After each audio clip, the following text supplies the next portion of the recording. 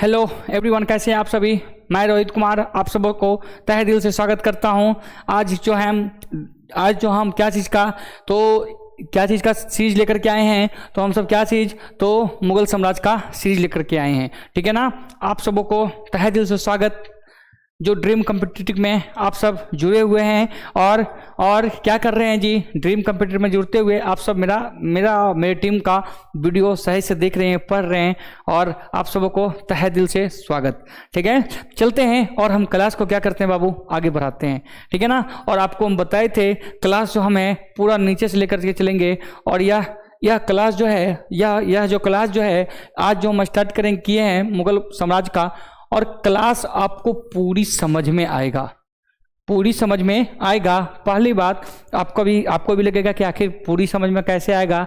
तो भाई पूरी समझ में इसलिए आएगा क्योंकि आप कोई भी सब्जेक्ट पढ़िएगा, जैसे देखिए मुगल साम्राज्य का पहला है बाबर की इतिहास अगर जो हम सही से जान गए तो क्या होगा, आप सीट मारिएगा तो पूरी तरह से इसको समझ में आपको आ जाएगा। ठीक है ना।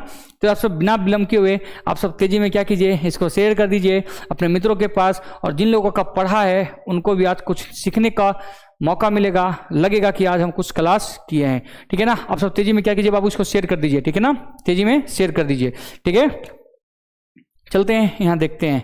तो मुगल साम्राज्य का देखिए, मुगल वंश का शासन कब से कब, तो मुगल वंश का शासन 1526 से लेकर के कहाँ तक देखेंगे हम सब, 1707 ईस्वी तक देखेंगे। ठीक है ना, 1707 ईस्वी तक देखेंगे। और जो लोग आज मेरा पहला वीडियो देख रहे हैं, ठीक है ना, तो आज मेरा पहला वीडियो देख रहे हैं ना, तो आप मतलब यूट्यूब पे बहुत मेरा वीडियो डाला हुआ है, उसको जाकर देखिए। और आपको बताए थे ऐसे 7 बजे कितना मतलब इंडियन पॉलिटी का सीरीज चल रहा है, उसमें भी आप शामिल हो सकते हैं। ठीक है ना।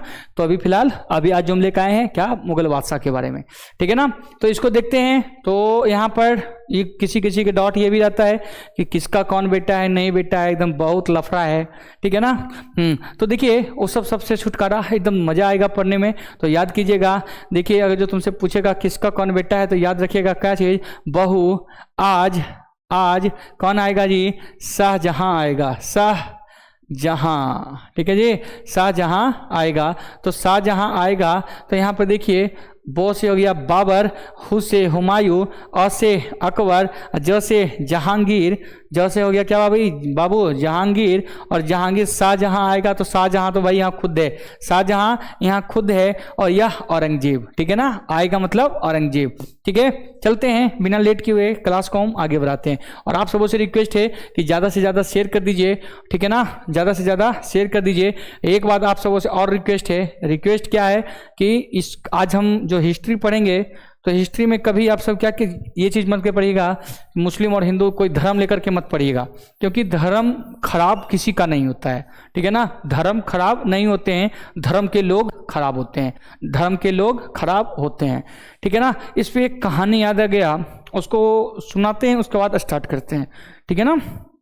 तो एक गिद्ध था, क्या था भाई, एक गिद्ध था, अपनी मम्मा से बोलता है, अपनी माँ से बोलता है कि माँ आप हमको सभी जानवर का मांस तो खिला दिया, लेकिन एक जानवर है जिसका ये 2 पैर वाला जो जानवर है, इसका मांस तुम हमको नहीं खिलाई हो, हमको खाने का बहुत इच्छा है। ठीक है ना। तो मम्मा बोली उसकी कि देखो बेटा, सभी से दुश्मनी मोल ले लेना, लेकिन ये 2 पैर वाला जानवर से तुम दुश्मनी मोल मत लेना। क्यों? क्योंकि यह बहुत समझदार है। लेकिन बच्चा का तो जानवे करते हैं, बच्चा बहुत ज़्यादा क्या होता है, जिद्दी होता है। और बच्चा कहने लगा, नहीं, इसका मांस कैसा होता है, हम जब तक खाएंगे नहीं तब तक हमको पता नहीं चलेगा, पता नहीं बहुत अच्छा मांस इसका होगा। तो गिद्ध की माता कहती है, बहुत जिद करने लगा। तो भाई माता तो माता होती है, उसने कहा बस रुको, इतना समझदार भी है, इतना नहीं है कि इसका हम मांस हम नहीं तुमको खिला सकते हैं, इतना भी कठिन नहीं है, लेकिन कठिन है, लेकिन इतना कठिन नहीं है।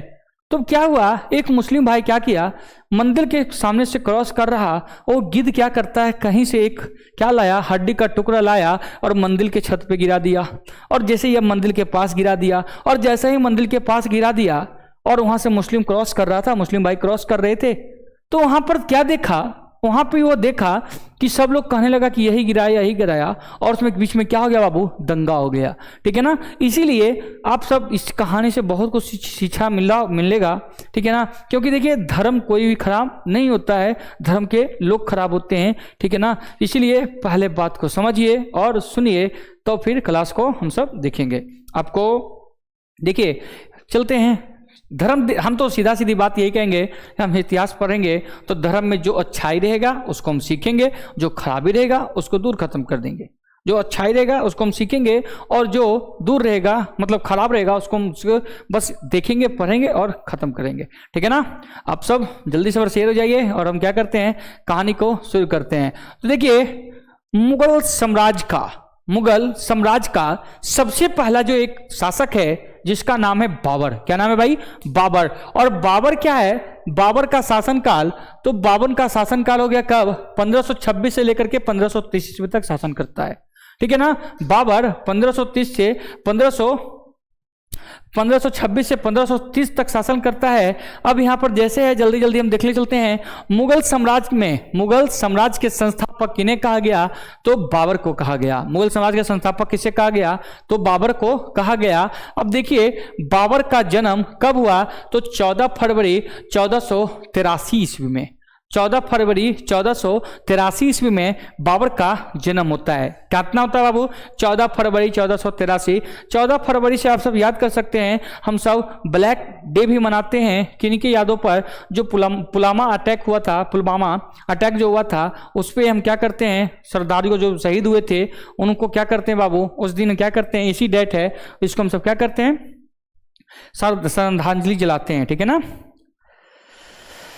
श्रद्धांजलि जलाते हैं। ठीक है, यहाँ तो बात समझ में आ गया होगा। और इसको क्या बाबू, फरगना। और यहाँ पर 14 फरवरी 1483 ईस्वी में बाबर का जन्म हुआ। 14 फरवरी 1483 ईस्वी में बाबर का जन्म होता है। और यह कहाँ, तो फरगना में। कहाँ बाबू, फरगना में। और फरगना में कहाँ, तो फरगना कहाँ है, तो तुर्की में। ठीक है ना, फरगना कहाँ है, तो तुर्की में। तो तेजी में एक बार रिवीजन कीजिए, बाबर का जन्म तो 14 फरवरी 1483 ईस्वी में कहाँ होता है, तो फरगना में होता है।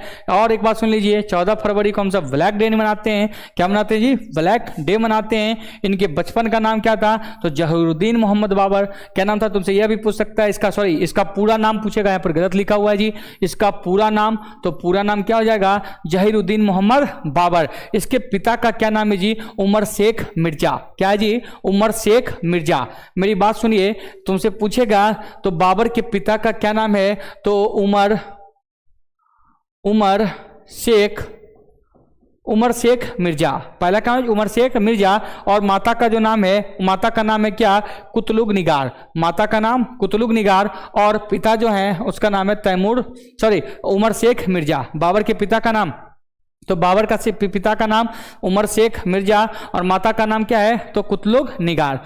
इतनी बात तक समझ में आ रही होगी, तो फिर से समझते हैं। तो देखिए यहाँ पर क्या है, तो जो पिता जो उमर शेख मिर्जा हैं वो किस वंश से बिलोंग करते हैं, तो यह किस वंशज से बिलोंग करते हैं भाई, तो तैमूर लंक के वंशज से बिलोंग करता है। वही तैमूर लंक जो भारत पर 1398 ईस्वी में आक्रमण किया था। आपको क्लास में हम बताए थे, उस टाइम 1398 में किसका शासन चल रहा था, तो उस टाइम शासन जो चल रहा था किस वंश का, तो उसमें शासन जो चल रहा था कौन से वंश का, तो तुगलक वंश का शासन चल रहा था जी। और तुगलक वंश के जो शासक थे उसका नाम था महमूद शाह तुगलक। ठीक है ना, आप सब देखिएगा, जो क्लास देखिएगा जाकर के।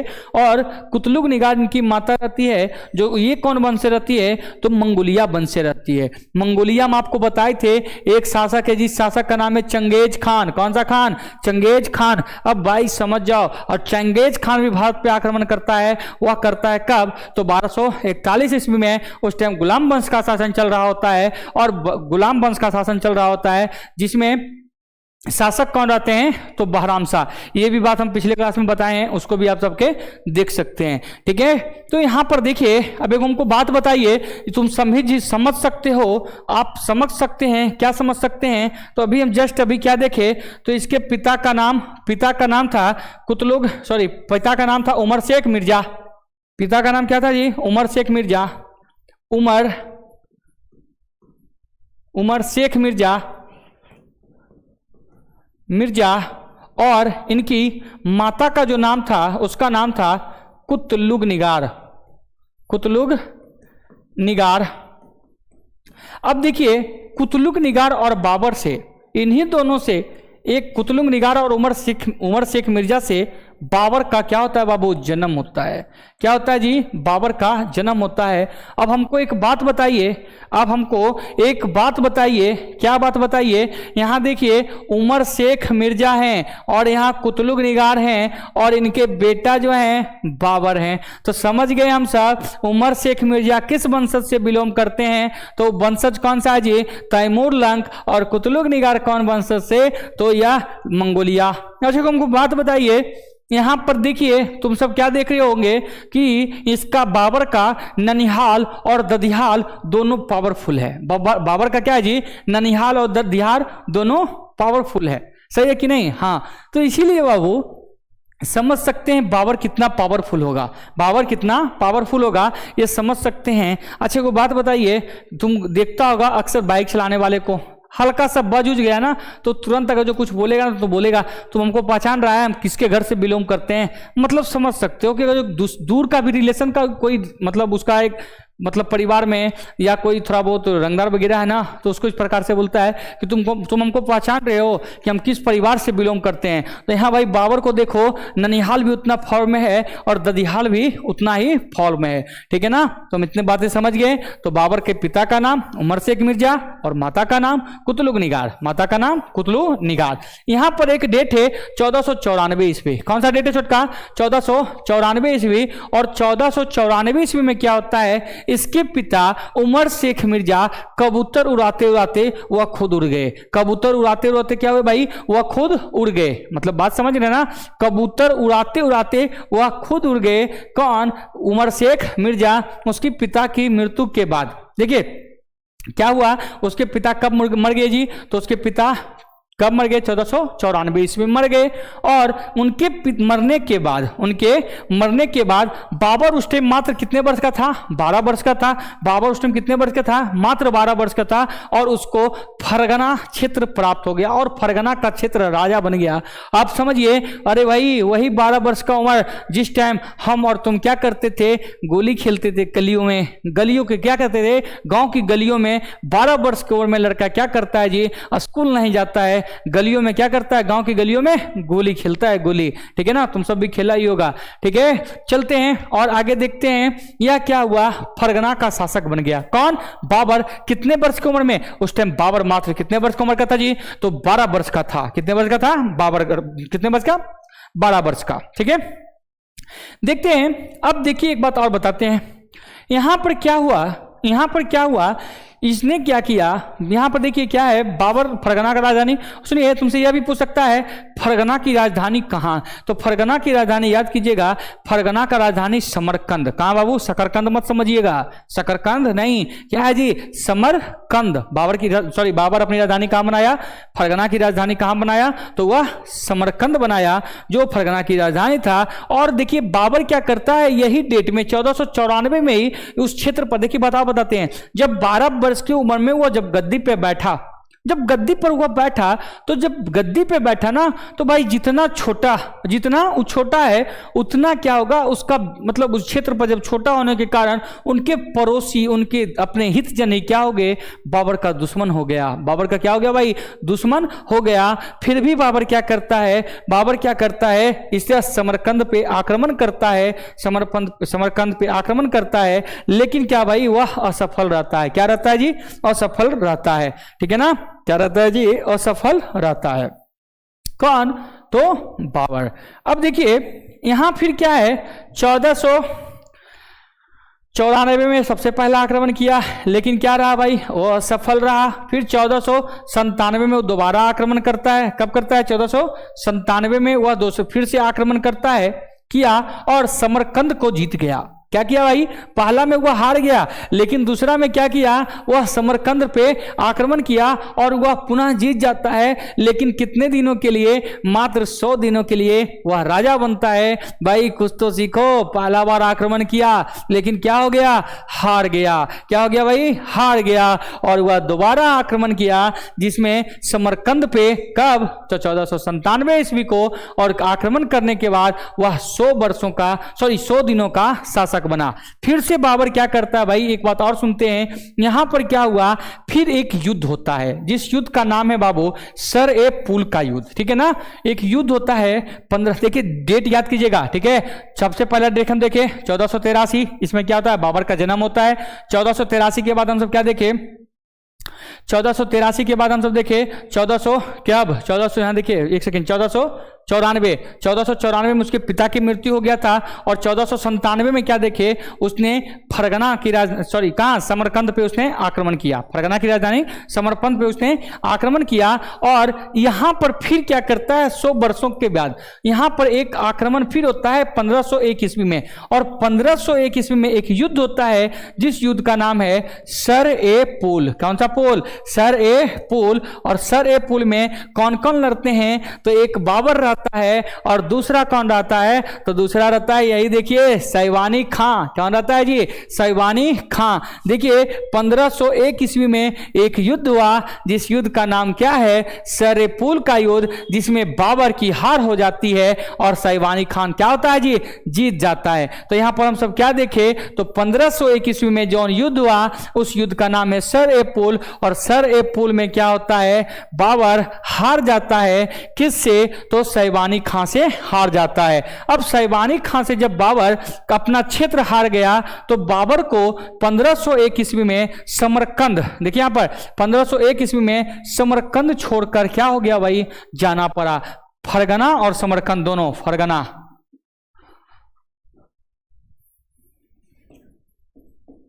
फरगना और समरकंद दोनों छोड़कर बाबर को अपना क्षेत्र छोड़कर जाना पड़ा। और जाने के समय वह बाबर, उसके पास कुछ भी नहीं है, बाबर के पास कुछ भी नहीं है। फिर बाबर 1404 ईस्वी में उसने काबुल और गजनी को जीता। फिर क्या हुआ, बाबर अपनी कुछ सेना को एकत्रित किया और एकत्रित करने के बाद बाबर पुनः क्या करता है भाई, 1504 ईस्वी में काबुल क्षेत्र को जीता और काबुल और गजनी क्षेत्र को वह जीत गया। कब, देखिए डेट इसका देखिए बहुत कितना है जी, 1400, बाबर का जन्म हुआ 1494 और 1494 इसमें 12 से जुड़ेगा तो आ जाएगा भाई 1494, 1497, 1501, 1504। और 1504 ईस्वी में बाबर क्या करता है, काबुल और गजनी क्षेत्र को भी क्या करता है, जीत जाता है। एक बात और, बाबर अपनी बाबरनामा में कहता है कि मेरा प्रिय शहर कौन था, तो मेरा प्रिय शहर काबुल था। मेरा प्रिय शहर कौन है भाई, तो मेरा प्रिय शहर काबुल है, ठीक है ना। चलते हैं आगे की ओर। देखिए बाबर यहां हो गया 1501 में भी जस्ट बताए सर ए पुल का युद्ध हुआ जिसमें बाबर की हार होती है और सैवानी खां जीत जाता है, ठीक है ना। अब देखिए इसी युद्ध के बाद बाबर को समरकंद त्यागना पड़ता है। क्या करना पड़ता है जी, समरकंद को बेचारा को त्यागना पड़ता है। यहां दूसरा क्या है, सैवानी खां के, एक सेकेंड, यहां देखिए सैवानी खां से इसने क्या सीखा, तुगलमा पद्धति को सीखा। क्या सीखा भाई, तुगलमा पद्धति को सीखा। आखिर यह तुगलमा पद्धति क्या है, इसके बारे में हम सब थोड़ा समझते हैं। तुगलमा पद्धति बाबर, देखिए तुगलमा पद्धति बाबर किससे सीखता है, तो बाबर सीखता है किसमें, किससे, सैवानी खां से सीखता है। देखिए तुगलमा पद्धति हम ठेठ भाषा में समझते हैं, आप सब रामायण भी देखे होंगे, महाभारत भी देखे होंगे। तो उस टाइम का युद्ध कैसा होता था, तो उस टाइम का युद्ध जो होता था बाबू सामना सामनी होता था।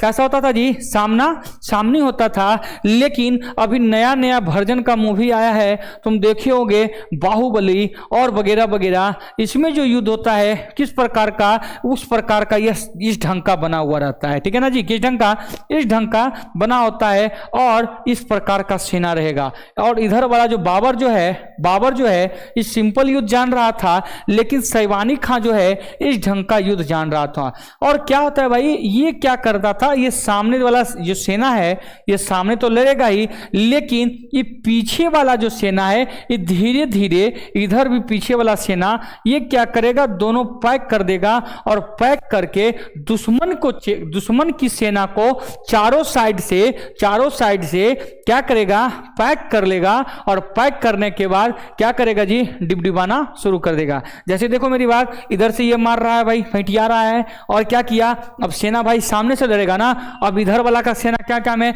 इधर भी इधर मारने लगा। तो सर इधर से मार रहा है, इधर घुरो, तो भाई इधर मार रहा है, इधर स्टार्ट हो गया, इधर स्टार्ट हो गया। इसी को बोलते हैं बाबू तुगलमा पद्धति। बाबर तुगलमा पद्धति किससे सीखा, तो बाबर तुगलमा पद्धति साहिबानी खां से सीखता है। किससे सीखता है बाबू, साहिबानी खां से सीखता है। ठीक है ना। आई होप आपको इतनी बातें समझ में आ रही होगी। तो हम तेजी में क्या करते हैं, इसको रिवीजन कर देते हैं। ठीक है, तेजी में क्या करते हैं, इसको रिवीजन करते हैं। देखिए बाबर,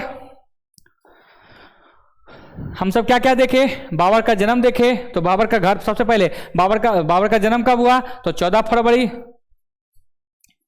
या फरवरी कब हुआ, तो 1483 ईस्वी में। बाबर का घर कहाँ, तो फरगना की राजधानी समरकंद नहीं, समरकंद।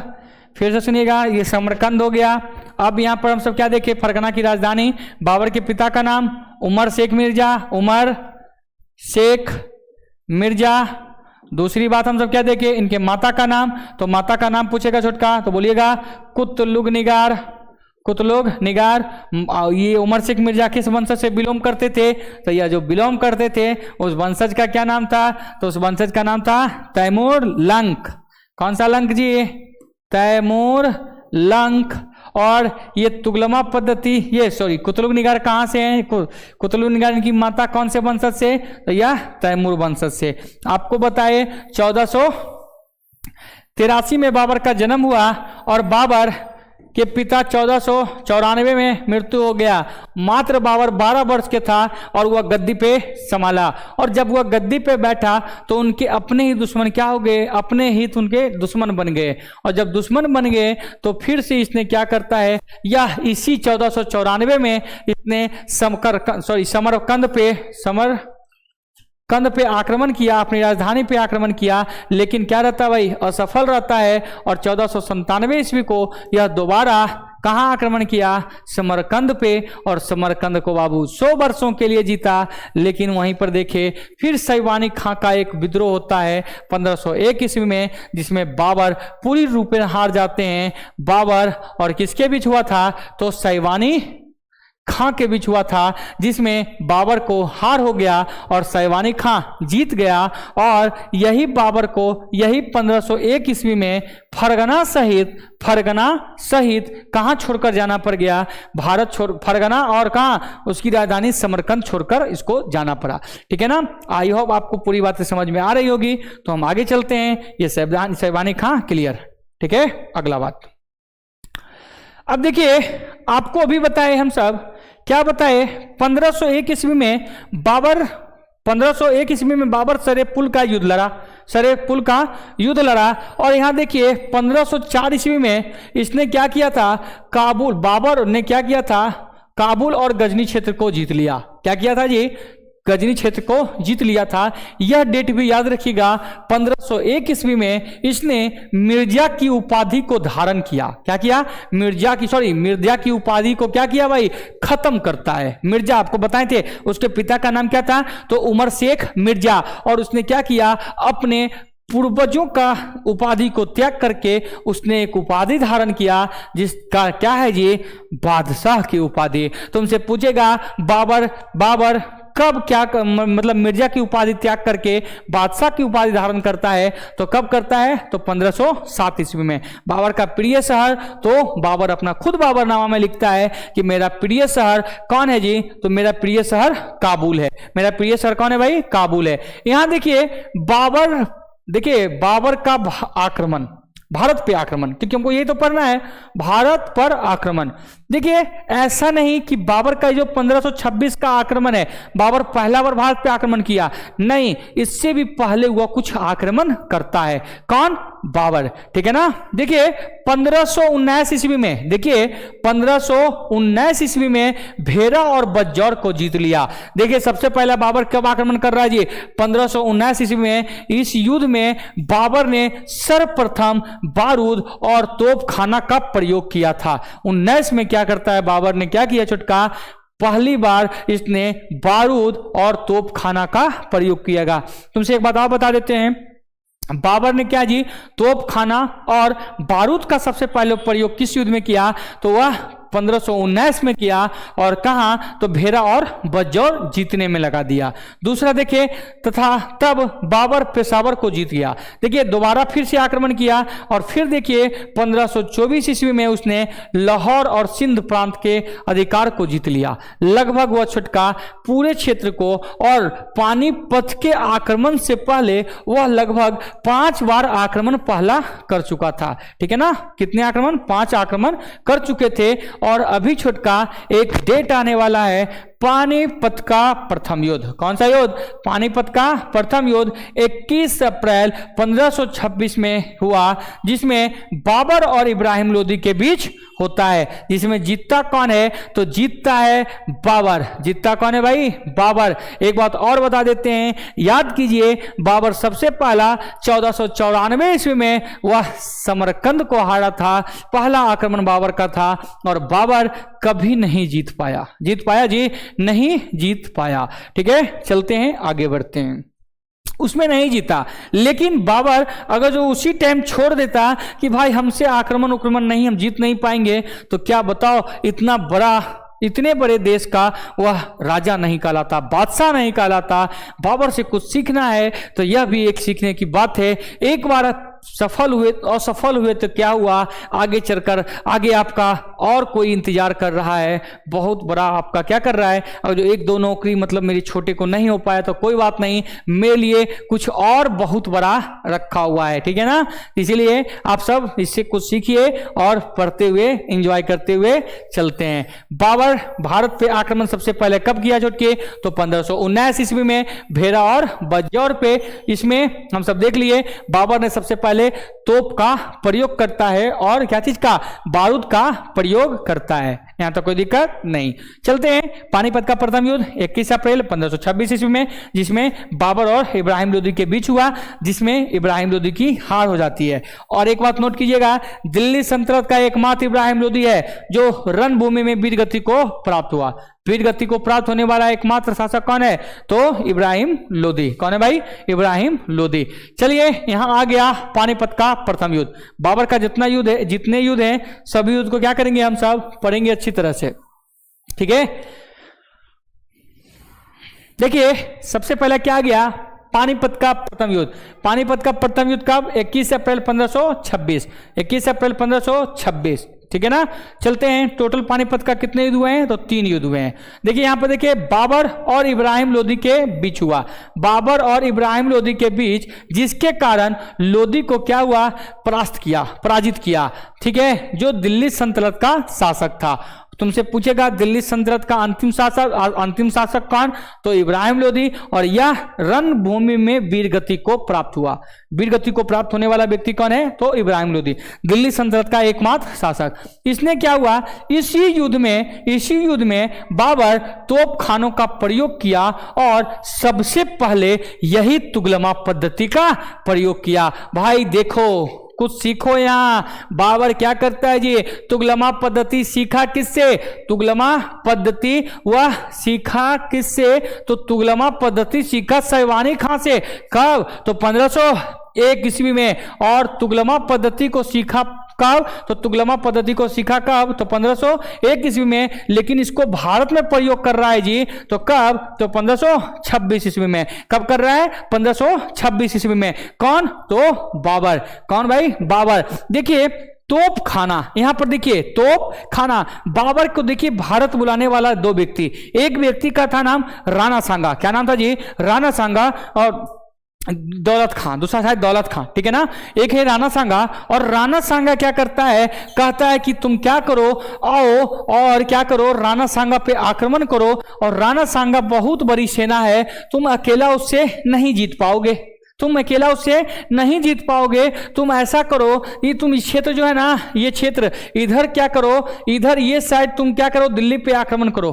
और उस टाइम सब लोग कहाँ रहता था जी, राजा राजधानी हुआ करता था दिल्ली सल्तनत का, कहाँ, तो आगरा हुआ करता था। और राणा सांगा क्या कहता है, बाबर को कहा कि तुम एक काम करो, तुम अटैक करना दिल्ली पे, और हम उसी टाइम अटैक करेंगे कहाँ, आगरा पे, और जब दोनों की सेना बंट जाएगी तो उसको हम क्या कर सकते हैं, हरा सकते हैं। बाबर भी सोचा ठीक है भाई, अच्छा बोल रहा है, लेकिन जैसे ही बाबर का उतनी सेना और तोप को देख करके राणा सांगा डर जाता है, राणा सांगा डर जाता है, जिसमें राणा सांगा जब बाबर दिल्ली पे आक्रमण कर रहा है तो राणा सांगा को कहा कि भाई तुम पीछे से धरो, लेकिन राणा सांगा क्या होता है भाई, नहीं धरता है, क्या होता है, नहीं धरता है, ठीक है ना। तो राणा सांगा जब नहीं धरा तो वही बता रहा है, बाबर अपनी बाबरनामा में कहता है कि अल्लाह का शुक्र है, अल्लाह का शुक्र है जो हम तोप के कारण और तुगलमा पद्धति के कारण क्या हुआ, हम इस मैच को जीते हैं, इस मैच को हम क्या करते हैं, जीते हैं। आप सब थोड़ा सा इसका स्क्रीनशॉट लीजिए पहला का, ठीक है ना। हम थोड़ा सा 1 मिनट में पानी उनी पी करके आते हैं, ठीक है बाबू। इसको नीचे कर देते हैं, आप सब इसका स्क्रीनशॉट ले लीजिए तब तक, ठीक है। इसको हम साफ कर देते हैं, 1 मिनट में आ रहे हैं।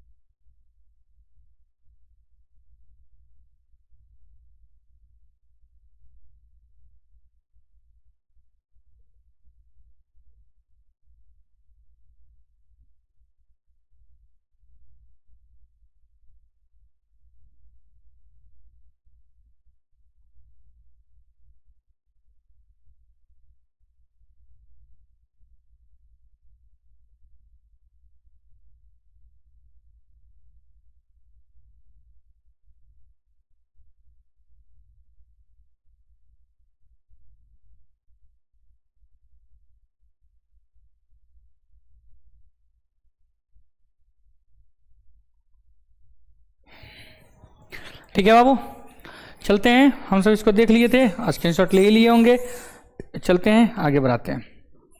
देखिए यही देख रहे थे, और यहाँ पानीपत का प्रथम युद्ध, ठीक है ना, पानीपत का प्रथम युद्ध ये 21 अप्रैल 1526 बाबर और इब्राहिम लोदी के बीच हुआ था, जिसमें हम सब क्या देखे थे, इब्राहिम लोदी की हार हो जाती है। और यहाँ पर अभी हम आपको बता रहे थे, बाबर कहता है कि हम अल्लाह का शुक्रगुजार हूँ, अल्लाह का क्या हूँ, शुक्रगुजार हूँ कि जो अल्लाह हम किसी प्रकार से या मैच को किसी प्रकार से जीते, तो भाई किसके वजह से, तो तोपखाना और तुगलमा पद्धति की वजह से।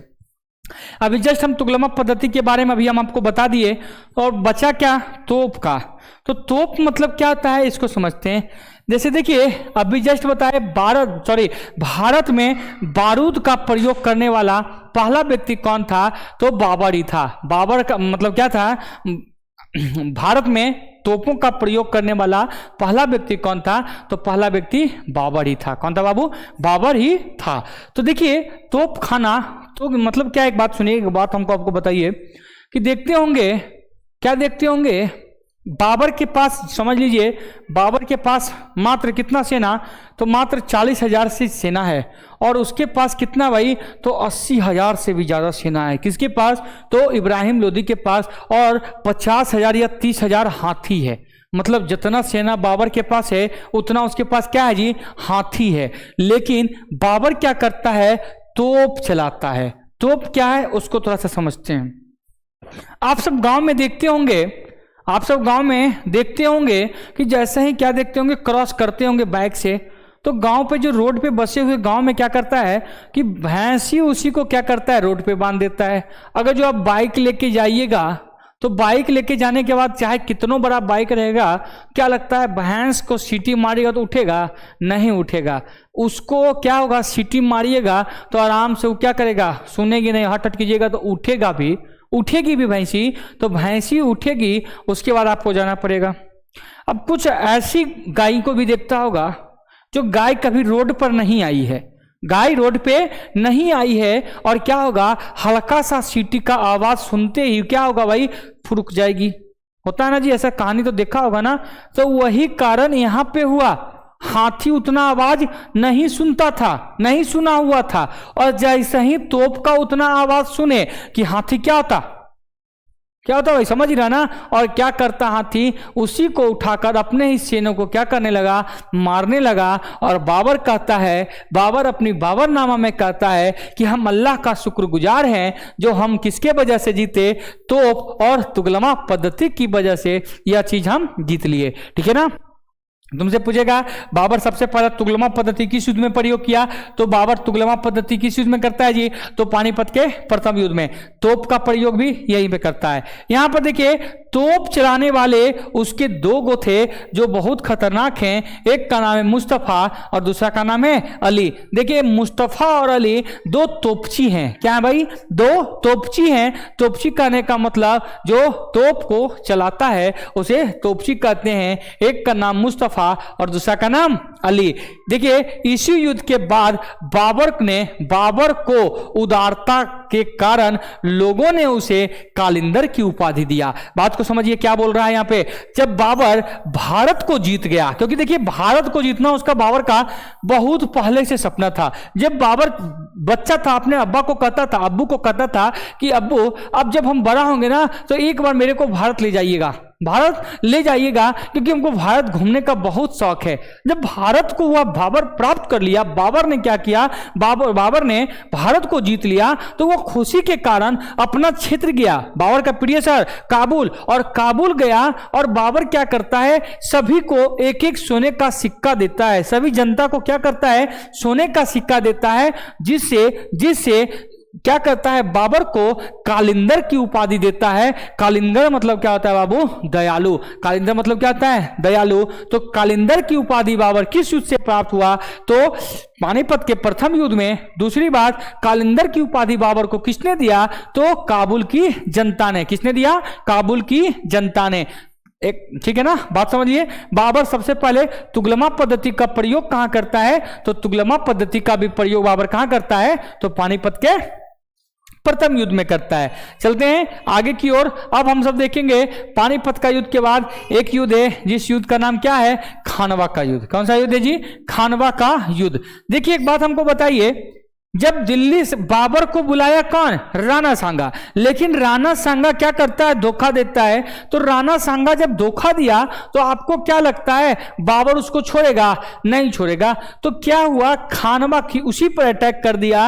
और खानवा का युद्ध कब होता है भाई, तो 1527, 1526 में पानीपत और 1527 में खानवा का युद्ध। और खानवा का युद्ध किसके किसके बीच होता है, तो राणा सांगा और बाबर के बीच होता है, जिसमें बाबर की जीत हो जाती है, बाबर का जीत हो जाती है। देखिए मेरी बात, एक बात और सुनिए। यहां पर क्या करता है, राणा सांगा बाबू बहुत बहादुर आदमी था, बहुत बहादुर सेना था, जिसमें क्या होता है, उसने क्या किया, पूरे हिंदू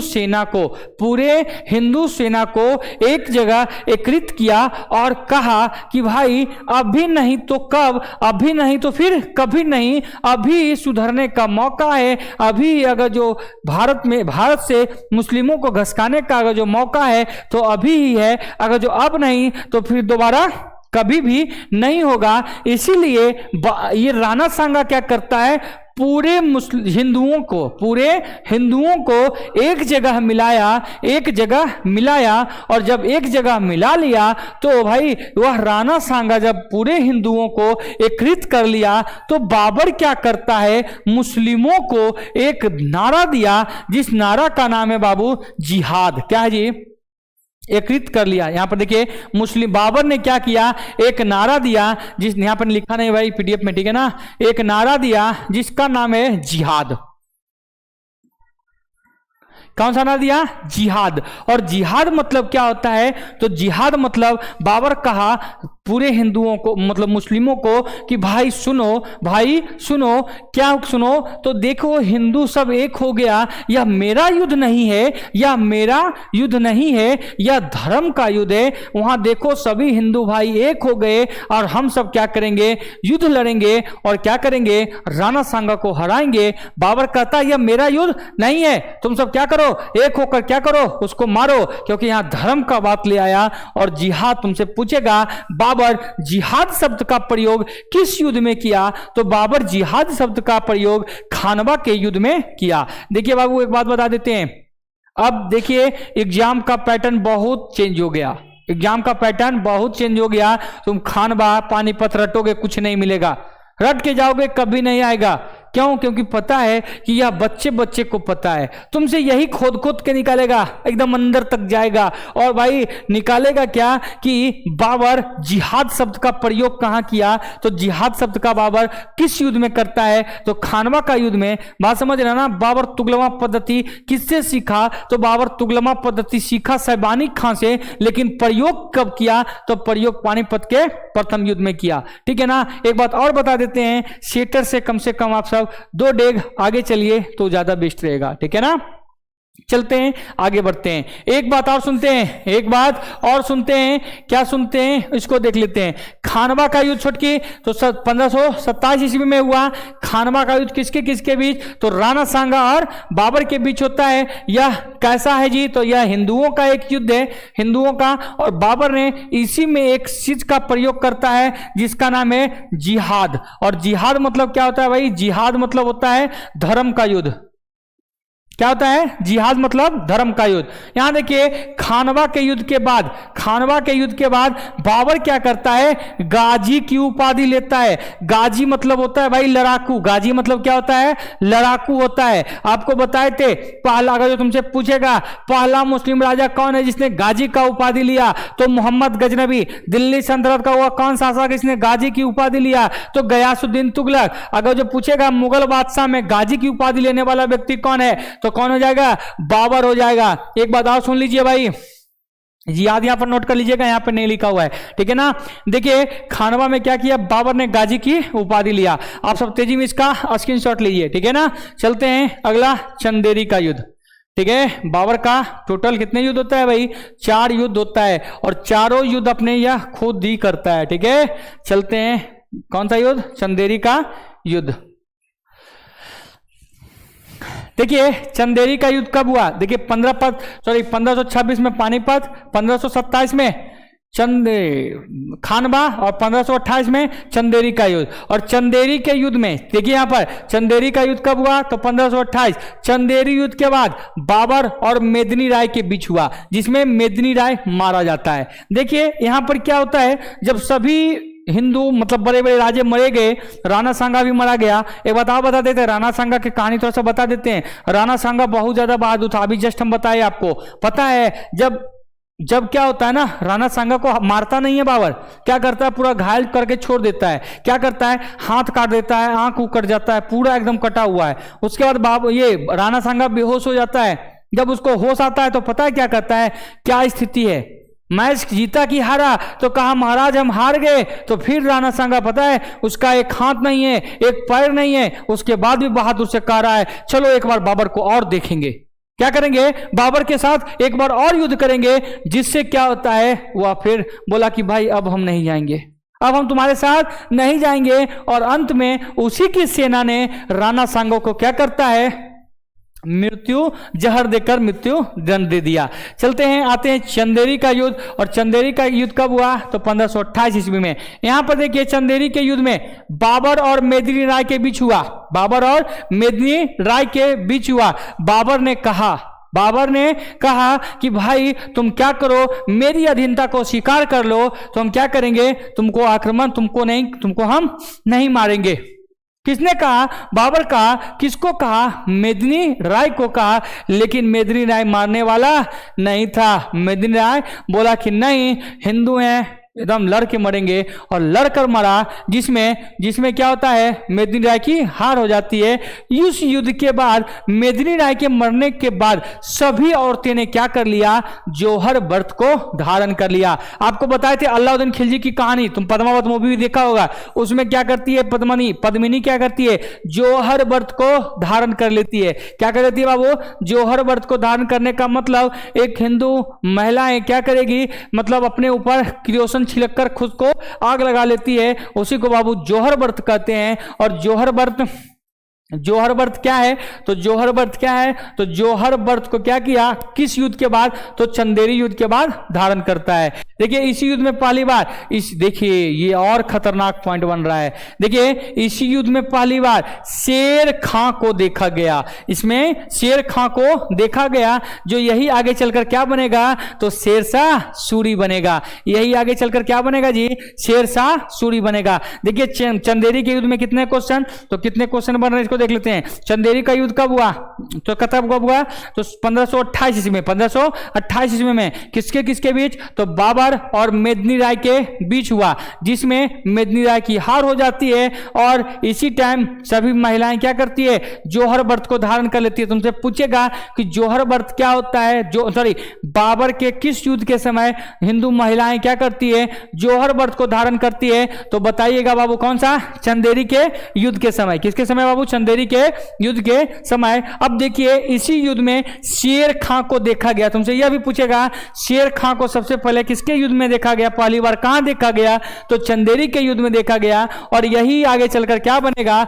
शेरशाह सूरी बनेगा। क्या बनेगा बाबू? शेरशाह सूरी बनेगा। अब अगला क्वेश्चन फिर देखते हैं। अगला हम सब फिर देखते हैं घाघरा का युद्ध। कौन सा युद्ध?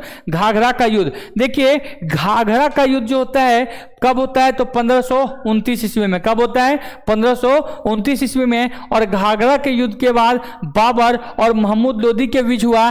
जो घाघरा कहाँ है? बिहार में स्थित है। ठीक है ना भाई? बिहार में स्थित है। और आपको पता होगा घाघरा एक नदी भी है, जो कहाँ आके मिलता है? तो घाघरा नदी कहाँ मिलता है जी? तो बक्सर के पास आकर मिलता है। ठीक है ना? नहीं, बक्सर या दानापुर के आसपास वहीं पे होगा।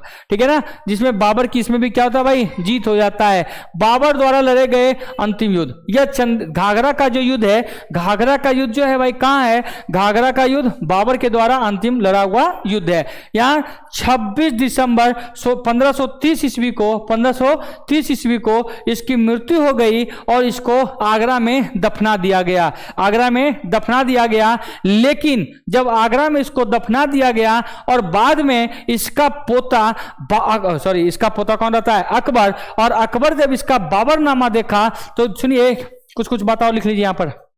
देखिए बाबर खुद अपना एक पुस्तक लिखा, जिस पुस्तक का नाम है बाबरनामा।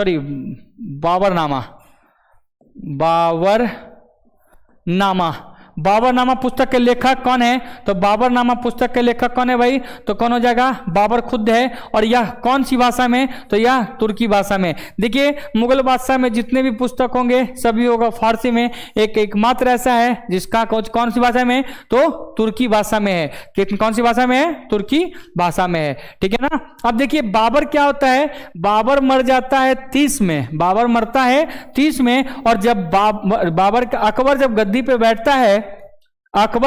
पे बैठता है, तो अकबर का ही एक सेनापति रहता है जिसका नाम रहता है अब्दुल रहीम खाने खाना। और अब्दुल रहीम खाने खाना ने क्या किया? इस बाबरनामा को तुर्की से क्या चीज में बदलाया?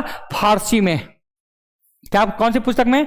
फारसी में। और भाई फारसी में जब बदलाया तो उसमें लिखा हुआ था कि मेरा प्रिय शहर कहाँ है? काबुल है। हमको कहाँ दफनाना? जब हम मरेंगे तो मेरे को दफनाना भी कहाँ? तो कहाँ? वहीं काबुल में दफनाना। उसके बाद अकबर क्या करता है? आगरा से इसका क्या करता है? अस्थियां को निकाल करके फिर दफना देता है। कहाँ? तो वहीं दफना देता है। ठीक है ना? आई होप आपको पूरी बातें समझ में आ गई होगी।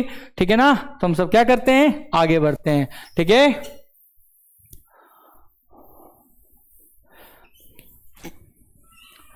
आप सब वीडियो जाके, ठीक है, आप सब क्या कीजिएगा, अभी देख लीजिए बढ़िया से, एकदम आराम से सुन लीजिए, और बाद में फिर क्या कीजिएगा, इसका फटाफट जाके स्क्रीनशॉट आप सब लेते रहिएगा, ठीक है। चलते हैं आगे की ओर। देखिए कुछ कुछ बातें और है, कुछ कुछ बातें और है। देखिए यहाँ पर लिखा हुआ है, बाबर ने तुजुकी बाबरी या बाबरनामा क्या है, आत्मकथा, कौन सी भाषा में लिखा, तुर्की भाषा में लिखा।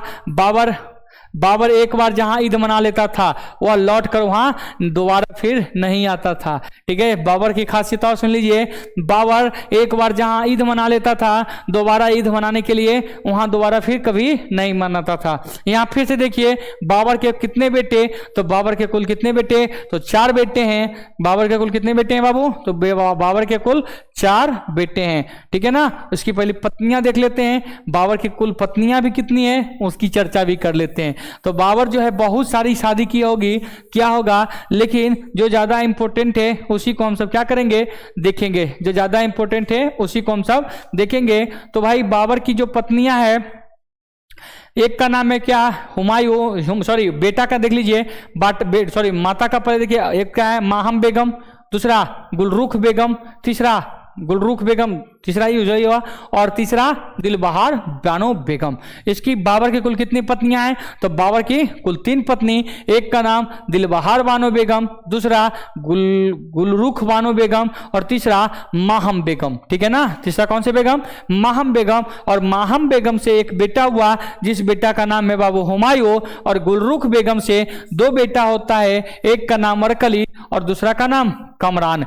एक का नाम है अरकली और दूसरा का नाम कामरान। और हिंदाल से जो माता से बेटा हुआ उसका नाम है क्या बाबू, सॉरी दिलबहार बानो बेगम से जो हुआ उसका नाम है क्या, तो हिंदाल। तो बाबर के कुल कितनी पत्नियां, तो बाबर के कुल 3 पत्नी, एक का नाम माहम बेगम, गुलरुख बेगम, और कौन सा बेगम, दिलबहार बेगम, दिलबहार बेगम। यहां पर फिर से हम सब क्या देखे, माहम बेगम, गुलरुख बेगम और दिलबहार बेगम। यहां पर हम देखे दिलबहार बानो बेगम के एक बेटा जिस बेटा का नाम था हिंदाल, दूसरा गुलरुख और तीसरा कामरान और चौथा हुमायूं। क्या भाई, हुमायूं। और जब बाबर मरने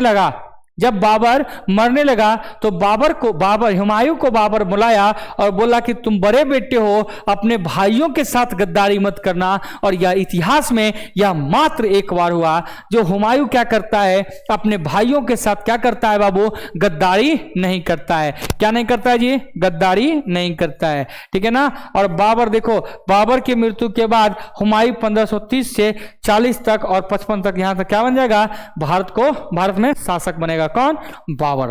कौन बनेगा, सॉरी हुमायूं बनेगा। अब हम क्या चीज की कहानी देखेंगे, तो हुमायूं की कहानी देखेंगे। और आप सब क्या करते हैं, हम सब इसको आगे फिर देखेंगे।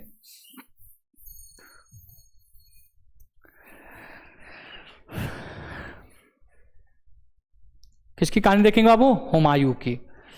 देखिए फिर से यहां पर कुछ कुछ बातें हैं, इसको समझते हैं। मुगल साम्राज्य 1526 से 1707, वो तो खाली मुगल साम्राज्य का शासन है।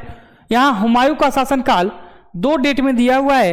एक देखिए 1530 से 40, दूसरा 55 से 56। एक पहला कौन सी बाबू, 1530 से 40, दूसरा 55 से 56। देखिए हुमायूं बाबर का बेटा था, एकदम कंफर्म हो गए हैं।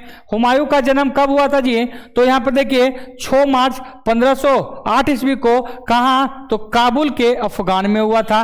देखिए बता देते हैं, 1507 ईस्वी में उसने क्या किया था, मिर्जा की उपाधि को त्यागा था। याद है ना, मिर्जा की उपाधि को त्यागा था कौन, बाबर। और क्या चीज की उपाधि धारण किया था, तो बादशाह की उपाधि धारण किया था। यहां देखिए हुमायूं का पूरा नाम जो होगा, यहाँ बचपन नहीं होगा, पूरा नाम जो होगा उसका नाम है नसरुद्दीन महमूद हुमायूं, नसरुद्दीन महमूद हुमायूं। और पिता बाबर तथा माता माहम बेगम, ठीक है ना। फिर से एक बार सुन लेते हैं।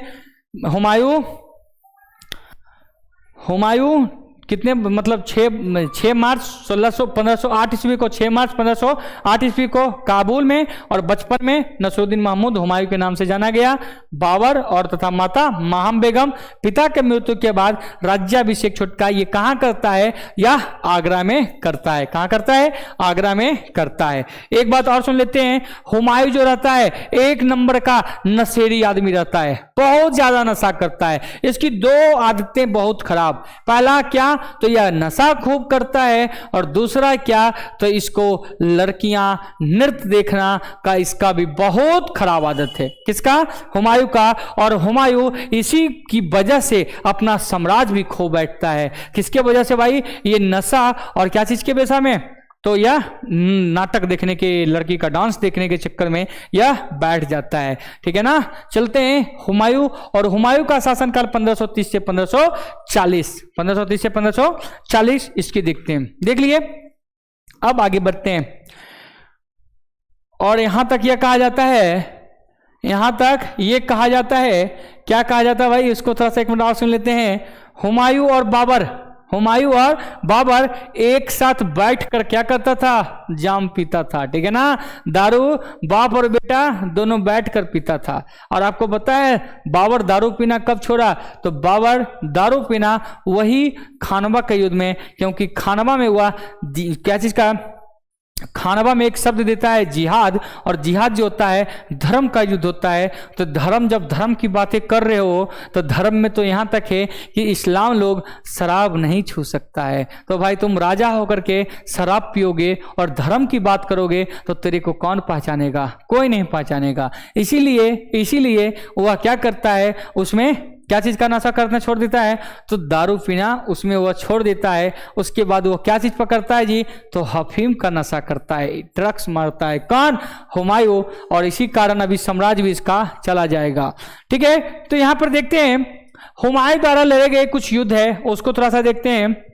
तो हुमायूं द्वारा जो कुछ लड़ा गया, तो हुमायूं सबसे पहले जो आक्रमण करता है वो कन्नौज पे करता है 1531 में। यहां अभी जस्ट हम सब जान रहे हैं 1530 में वह राजा बना, और 31 में यह चढ़ाई भी कर दिया। 31 में क्या करता है? ये आक्रमण भी कर देता है। हुमायूं का पहला आक्रमण कन्नौज पे किया गया था, जहां के शासक कौन थे? तो प्रताप रुद्रदेव। जहां के शासक कौन थे भाई? प्रताप रुद्रदेव। यह आक्रमण असफल रहा। पहला बार में असफल नहीं यार, ये सभी मैच जीत जाता है जी, असफल नहीं, यह सफल रहता है। और सबसे पहला यह आक्रमण कहां करता है? तो कन्नौज पे। और कन्नौज का आक्रमण 1531 ईस्वी में, और 1531 में हुमायूं क्षेत्र पर, वहां के शासक कौन है? तो वहां के जो शासक हैं उनका नाम है प्रताप रुद्रदेव। उसका नाम क्या है जी? प्रताप रुद्रदेव। जो कैसा आक्रमण था? तो सफल आक्रमण था। दूसरा जो है दोहरिया का युद्ध। दोहरिया का युद्ध कब हुआ? 1532। 30 में यह शासक बना, और 31 में वह फिर से कन्नौज पे आक्रमण किया, और 32 में कहाँ? तो दोहरिया पे। और दोहरिया का युद्ध कब हुआ? तो 1532 ईस्वी को। दोहरिया का युद्ध कब हुआ भाई? 1532 ईस्वी को। यह युद्ध हुमायूं और अफगानी शासक महमूद लोदी के बीच हुआ, जिसमें महमूद लोदी की क्या होता है भाई? जीत हो जाती है। क्या हो जाता है? जीत हो जाती है। और आपको जानकर एक बात और बता देते हैं, यहां पर अफगानी शासक एक व्यक्ति और रहता है जिसका नाम रहता है शेरशाह सूरी। कौन आक्रमण करता है जी? शेरशाह सूरी किसके साइड से रहता है? तो महमूद की तरफ से रहता है, जो हुमायूं से लड़ता है। तो जब यहां महमूद हार गया तो शेरशाह क्या होता है जी? भागता है। और भागता है कहां? तो वह अपना आक्रमण में चुनार के किला की ओर, और चुनार पर आक्रमण पीछे करते करते आक्रमण कर देता है 1532 ईस्वी में। और 1532 ईस्वी में चुनार पर जब आक्रमण किया तो उस टाइम वहां के शासक कौन होंगे? तो वहां के शासक शेरशाह सूरी होगा। और शेरशाह सूरी क्या कर देता है? यहां पर बात को समझिए। शेरशाह सूरी क्या कहता है? फिर से एक सेकेंड। शेरशाह सूरी कहता है कि महाराज हम तो आपके सेवक हैं, हम क्या हैं? आपके सेवक हैं, हम आप पे आक्रमण कैसे कर सकते हैं? ले जाइए, जितना धन ले जाना है ले जाइए, हम तो आप ही के अंदर में रहते हैं। और एक बात बता देते हैं आपको, मुगल बादशाह में इसको क्या कहा गया? चतुर लोमड़ी के नाम से भी जाना जाता है। किसको? तो शेरशाह सूरी को। अभी जब आक्रमण किया हुमायूं तो यह बड़ा ही हाथ उठा दिया कि भाई हम लड़ाई झगड़ा नहीं करेंगे। यहां तक कि अपना बेटा को दे देता है, कहता है कि ले जाइए, इसको फ्री में क्या करवाइएगा? मुगलों का सेवक बनवा लीजिए। ठीक है ना। क्या कर लीजिए? मुगलों का सेवक बनवा लीजिए। तो यहां पर देखिए चुनार पे आक्रमण किया 32 में ही छुटका। चुनार पे अभी जस्ट बताइए आक्रमण, थोड़ा सा एक मिनट और देख लेते हैं। तो 1531 में सबसे पहला आक्रमण कब किया? तो 1531 ईस्वी में। 1531 में कहां? तो कन्नौज पे।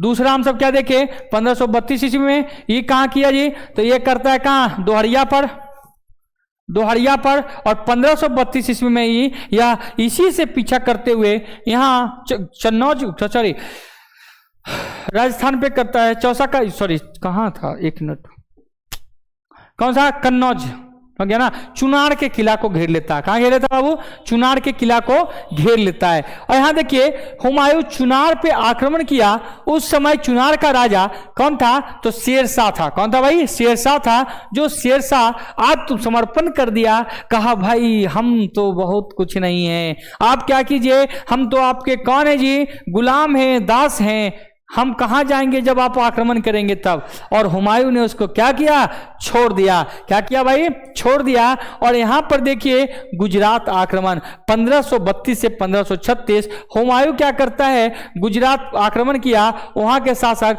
बाज बहादुर को पराजित करके वहां से क्या करता है भाई, मांडू और चमापने किले को ले लिया। ठीक है ना, मांडू किले को ले लिया। ठीक है, अब देखिए मांडू किला को कहां से, तो गुजरात से ले लिया। वहां के राजा कौन है, तो बहादुर शाह।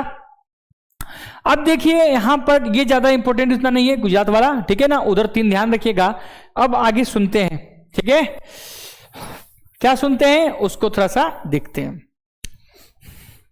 देखिए अब क्या होता है, यह आक्रमण करता है बंगाल की ओर। कहां, बंगाल की ओर। कौन आक्रमण करता है, तो शेरशाह सूरी। और जाते टाइम तो चौसा मिला, सॉरी कहां, चुनार के किला में खूब स्वागत किया। क्या किया, हुमायूं को खूब स्वागत किया। बोला कि आप जो हैं सो आप ही हो, एकदम शराब का और शबाब दोनों का व्यवस्था करके एकदम खूब नाच उच हुआ। और क्या किया, वह बंगाल के लिए पुनः सुबह होकर निकल गया। और जब उधर गया तो जून जुलाई के महीना था। और क्या होने लगा भाई, जब बरसात का मौसम था तो हुमायूं कहता है कि भाई चलो अभी हम क्या करेंगे, युद्ध हम बरसात में नहीं लड़ सकते। इसीलिए वह जब लौट रहा था तो उसका बेटा क्या करता है, उसको भिजवा देता है कि हुमायूं जा रहा है, इस बार उसको क्या कीजिएगा, थोड़ा सरिया दीजिए। क्या कीजिए, थोड़ा उसको अच्छा से बता दीजिए। और यहीं पे भाई यहाँ पर क्या है, चौसा नदी आप सब जानते होंगे। ये साइड बेचारा हुमायूं रुका हुआ है और इस साइड इंतजार कर रहा है कौन, शेरशाह सूरी। और कहता है, क्या कहता है, इधर आ तेरे को हम बताते हैं। और भाई आक्रमण हुआ जिसमें शेरशाह सूरी क्या करता है, नदी में कूद जाता है। और चौसा नदी में कूदता है तो उसकी जान कौन बचाता है, तो निजाम नामक एक भिखारी रहता है जो इसकी जान बचाता है। तो ये बहुत ज्यादा इंपॉर्टेंट है भाई। चौसा का युद्ध कब हुआ, तो चौसा का युद्ध 26 जून 1539 ईस्वी के हुआ। यह युद्ध अफगान शासक शेरशाह सूरी या शेर खां या फरीद, बचपन का नाम फरीद भी रहता है, जस्ट इसकी जिक्र करेंगे हम सब, ठीक है। शेरशाह सूरी और हुमायूं के बीच लड़ा गया, जिसमें क्या होता है, हुमायूं की हार हो जाती है। और आपको जानकर आश्चर्य होगा, इस हार के बाद मुगल बादशाह 15 वर्षों के लिए मुगल बादशाह की फिर से कहानी खत्म हो जाता है। और यहां पर फिर स्टार्ट हो जाता है कौन सा वंश, तो सूर्यवंश की स्थापना हो जाता है। कौन सी स्थापना हो जाता है, सूर्यवंश की स्थापना हो जाता है। यहां देखिए हुमायूं चौसा नदी में कूदकर अपनी जान बचाया। कौन, तो जान बचाने वाला व्यक्ति का नाम है निजाम नामक भिखारी, जो हुमायूं की जान बचाया। हुमायूं ने निजाम भिखारी को एक दिन के लिए, जब वह दोबारा राजा बन के आता है, तो वही निजाम नामक भिखारी को क्या करता है, एक दिन के लिए क्या करता है बाबू, राजा बनाता है। एक दिन के लिए क्या करता है जी, राजा बनाता है। और इसी निजाम नामक भिखारी के नाम पर इसने चमड़े का भी सिक्का जारी करवाता है, ठीक है ना। हुमायूं क्या करता है, चमड़े का सिक्का भी जाहिर करवाता है। और यह एक क्या था, मोची था। इसमें इस युद्ध के बाद कौन सी शेर खां की उपाधि लिया, खैर तो बात की बातें आगे देखेंगे, ठीक है। यही आ गया अकबर, हाँ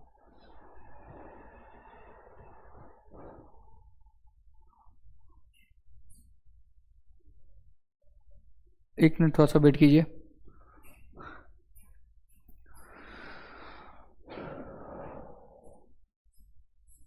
एक मिनट,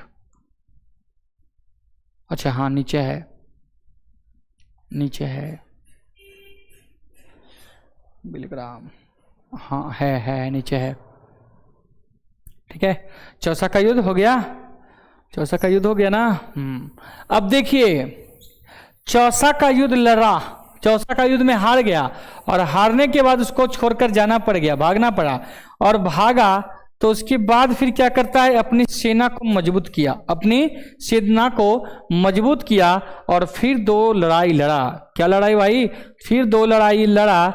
एक का नाम है कौन सी, बिलग्राम, और दूसरा मच्छीवाड़ा, बिलग्राम और मच्छीवाड़ा का लड़ा, बिलग्राम और मच्छीवाड़ा। ठीक है ना, देखते हैं, यह देखिए यहाँ बिलग्राम का युद्ध। ठीक है, चलते हैं बिलग्राम का युद्ध। फिर से आपको देखिए, फिर से कुछ अपना सेना को मजबूत किया। और चौसा का युद्ध भी हुआ था कब, तो चौसा का युद्ध हुआ था भाई कब, तो 40 में। और बिलग्राम क्या होता है, तो बिलग्राम का युद्ध कब हुआ, वह भी 40 में हुआ। ठीक है ना, सॉरी, चौसा का युद्ध कब हुआ, तो 1539 में, और बिलग्राम का युद्ध कब हुआ, तो 1540 युद्ध में। इस युद्ध में शेरशाह सूरी और हुमायूं के बीच हुआ, जिसमें हुमायूं पूरी तरह से हार गया। और इसी युद्ध के बाद हुमायूं को भारत छोड़कर भागना पड़ा, भारत और सिंध छोड़कर भागना पड़ा, जिसमें शेरशाह सूरी दिल्ली पर और आगरा पर अधिकार करके, अभी जस्ट बताया आपको, सूर्यवंश की स्थापना कर लेता है। अभी जस्ट आपको हम बताए चौसा का युद्ध और बिलग्राम का युद्ध से यह डिसाइड हो गया कि मुगल बादशाह कितने वर्षों के लिए, तो 15 वर्षों के लिए वह दिल्ली छोड़कर भागना पड़ा। ठीक है ना, चलते हैं आगे, आते हैं। यहां पर देखिए अब 15 से 40 मतलब 15 वर्ष कब, तो यहां देखिए 40 से 55, 40 से 55। अब देखिए शासन किसका, हुमायूं का, जो भागा हुआ था उसका थोड़ा सा देखते हैं। निष्कासी जीवन, किसका निष्कासी जीवन, तो हुमायूं का निष्कासी जीवन। ठीक है, तो यहां देखिए निष्कासी जीवन कब से कब, तो 1540 से 1555, 1540 से 1555। यहां देखिए हुमायूं ने 1541 ईस्वी को, 1541 ईस्वी को अपने भाई हिंदाल के गुरु जो हैं उनका नाम है मीर अली, और उनकी पत्नी का नाम है हमीदा बानो बेगम। देखिए मेरी बात, जब वह 40 में कौन सा युद्ध था, तो युद्ध कौन था भाई, बिलग्राम का युद्ध। और बिलग्राम के युद्ध के बाद हुमायूं क्या करता है, अपने भाई के पास जाता है शरण मांगने के लिए, और भाई सबसे छोटा भाई था हिंदाल ने क्या किया, उसको सपोर्ट किया, रहने के लिए दिया। जब रहने दिया ना, तो हिंदाल के ही एक गुरु थे, जिस गुरु का नाम था मीर अली, गुरु का नाम क्या था, मीर अली। और मीर अली का क्या हुआ भाई, उसकी एक पुत्री थी, जिस पुत्री का नाम था हमीदा बानो बेगम। अब देखिए यहां पर हुमायूं क्या करता है, इसको कहता है कि हम आपसे शादी करेंगे, किससे, हमीदा बानो बेगम से। किस टाइम हुमायूं कर रहा है जी, जब हुमायूं सब कुछ हार गया है, एकदम दिमाग काम करना बंद कर दिया, किसका, हुमायूं का। एकदम सोच नहीं आ रहा था कि आगे हम क्या करें, तो इसके दिमाग में आया कि अब हम क्या करते हैं, शादी कर लेना चाहिए। और जैसे ही यह हमीदा बानो बेगम को क्या कहता है, हम आपसे शादी करना चाहते हैं। आप लड़की का नखरा तो जानते ही हैं, वो एकदम कहीं जी नहीं, हम आपसे नहीं करेंगे। तो जब इतना बोली हमीदा बानो बेगम, बोली क्या बोली, जब हम आपसे शादी नहीं करेंगे, तो हुमायूं ऑर्डर दिलवाया कि बाप सहित बेटी को क्या कर दिया जाए, मार दिया जाए। तो अब हमीदा बानो बेगम कहती है, आप गुस्सा क्यों होते हैं, हम तो मजाक कर रहे थे। तो हुमायूं क्या कहता है, हम भी तो मजाक ही कर रहे थे। और क्या होता है भाई, यहाँ दोनों का क्या होता है, शादी हो जाता है। क्या हो जाता है जी, निकाह हो जाता है। किसका, हुमायूं और हमीदा बानो बेगम का। हमीदा और किनका, हमीदा बानो बेगम और हुमायूं का भाई विवाह हो जाता, शादी हो जाता है। ठीक है ना, विवाह हो जाता है। यहाँ बिलग्राम के युद्ध पराजित होने के बाद हुमायूं जो है, देखिए बता देते हैं, शेरशाह सूरी इतना ज्यादा पावरफुल व्यक्ति है, शेरशाह सूरी इतना ज्यादा पावरफुल व्यक्ति है। उसने क्या देखा, शेरशाह सूरी इतना पावरफुल व्यक्ति है, उसके डर से उसको कोई रखने के लिए भी तैयार नहीं है। किसको, तो हुमायूं को। इसीलिए हुमायूं भाग गया और भाग कर कहा अमरकोट के राजा राणा बिरसांग के यहाँ रहने लगा। ए भाई थोड़ा ध्यान से सुनो, ध्यान से सुनो क्या कि यह एक जहां एक मुस्लिम दूसरे मुस्लिम को रगेद रहा है, उसको बचाया कौन जी? तो उसको बचाया अमरकोट के राजा बिरसाल ने। समझ लीजिए, एक मुस्लिम दूसरे मुस्लिम को रगेद रहा है और बचाया कौन? तो कहां का राजा? अमरकोट के राजा बिरसाल ने क्या किया? हुमायूं को शरण दिया, हुमायूं को शरण दिया और शरण देते हुए कहा कि भाई हम तो तेरे को रख लूंगा, लेकिन कुछ होगा फिर तुम समझना। अब देखिए हुमायूं क्या करता है, शरण मांग ली, शरण दे दिया, और जब शरण दे दिया तो क्या कहा? हुमायूं कहा कि तुम क्या करो मेरे बेटा, क्योंकि देखिए हमीदा बानो बेगम बाबू जन्म देने वाली रहती है, ठीक है, बच्चा जन्म देने वाली रहती है, और उसने अमरकोट से कहा, अमरकोट के राजा बिरसाल से कहा कि आप इसको रखिए और रखने के बाद इसको बस खाली बढ़िया से रखिए। और जान के आश्चर्य होगा, जब अकबर को बेटा हुआ, सॉरी अकबर जन्म लिया, कौन? हुमायूं का बेटा अकबर जन्म लिया, और उसको सूचना पहुंचाने वाली जब जंगल पहुंची तो पता है हुमायूं को देने वाला कुछ नहीं है, हुमायूं को उसके पास देने के लिए कुछ नहीं है। तो हुमायूं क्या करता है? वो कस्तूरी निकालता है। देखिए हिरन के पास एक सुगंधित पदार्थ होता है जिसका नाम है बाबू कस्तूरी, और कस्तूरी को क्या करता है? चाकू से काट कर उसको देता है और कहता है कि जिस प्रकार इसका सुगंध चारों ओर प्रकाशित कर रहा है, उसी प्रकार से मेरा बेटा का भी क्या होगा? जस बढ़ेगा। क्या होगा जी? मेरा बेटा का भी जस क्या होगा? बढ़ेगा। कौन कहा? हुमायूं कहता है। इतना देते हुए हमको एक छोटा सा कहानी याद आ गया, उसको अब कह ही देते हैं, और आज का कहानी यहीं तक रखेंगे, ठीक है ना? ठीक है कि इसकी कहानी, थोड़ा सा कहानी हम सब क्या करते हैं, सुन ही लेते हैं। सुना ना? हाँ सुनिए, थोड़ा सुनते हुए चलेगा तो ज्यादा मजा भी आएगा। ठीक है बाबू, चलते हैं। 1 मिनट देख रहे हैं, 1 मिनट रुक जाइए, 1 मिनट देख लेते हैं, उसके बाद सुनते हैं। ठीक है, देखिए कहानी ऐसा है, एक हिरन है, और अभी हम हिरन के बारे में बताया, उसके पास एक पदार्थ होता है, एक सुगंधित पदार्थ होता है जो बहुत ज्यादा सुगंधित रहता है। क्या होता है ये? बहुत ज्यादा सुगंधित रहता है। तो सुगंधित कहने का मतलब, वो सुगंधित है ना, वो क्या होता है ना, कभी कभी इतना सुगंधित हो जाता है कि मतलब वो खोजने में लग जाता है कि आखिर वो सुगंधित आ कहां से रहा है, वो सुगंध आ कहां से रहा है, और वो क्या करता है, उसको खोजने में लग जाता है। क्या लग जाता है भाई? वो खोजने में लग जाता है, मतलब यहां जाता है, और जाने के बाद कभी कभी तो लगता है कि अब आ रहा है, मतलब क्या लगता है ना कि सुगंधित अब यहीं से आ रहा है। अब उसको क्या पता कि उसके अंदर से ही आ रहा है, वो बेचारा खोजने में टाइम लगा देता है। और कभी कभी तो ऐसा हो जाता है कि वह खोजने के चक्कर में लगता है कि झाड़ी में ही है, और खाना वाना त्याग करके उसको खोजने में टाइम लगा देता है, जिसके कारण उसकी क्या हो जाती है? मृत्यु हो जाती है। ये कहानी से कुछ सीख मिली? नहीं मिली तो हम आपको बता देते हैं। क्या बताते हैं वो सुनिए। आपके अंदर वह हिरन नहीं, आप पे था कहानी क्या था? आपके अंदर सब कुछ है, बस क्या चीज की कमी है भाई? तो कमी इसीलिए है कि तुम सब क्या है ना, उसी हिरन के चक्कर में कस्तूरी खोजने में लग जाते हो कि अच्छा भाई एक जगह और पकड़ लेते हैं तो ठीक हो जाएगा, एक जगह पकड़ लेते हैं तो और ठीक हो जाएगा, एक कोचिंग और पकड़ लेते हैं तो इस बार हो जाएगा, एक और पकड़ लेते तो ठीक हो जाएगा। नहीं, अरे भाई जब तक तुम क्या करोगे ना, अपने खुद बैठकर खुद परिश्रम नहीं करोगे तब तक कोई उपाय नहीं है।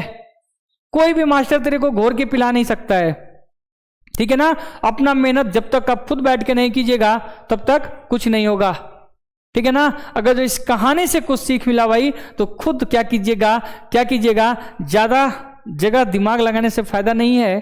कोई भी बुक पढ़ो, तुम बड़े बड़े आदमी का सुना होगा, क्या सुना होगा कि 10 बुक पढ़ने से बढ़िया 10 बुक पढ़ने से बढ़िया एक ही बुक से पढ़ो, लेकिन उसको इतना बार पढ़ो जिसका खत्म ना हो। बात समझ रहा ना? 10 बुक पढ़ने से अच्छा है एक ही पुस्तक को कितना बार पढ़ो, 10 बार पढ़ो, वो ज्यादा बेस्ट होगा, ठीक है ना?